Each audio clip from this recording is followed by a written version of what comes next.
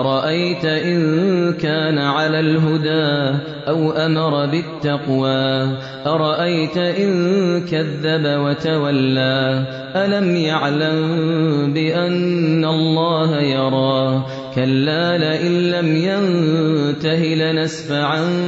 بالناصية ناصية كاذبة خاطئة فليدع ناديه سندع الزبانية كلا لا تطعه واسجد واقترب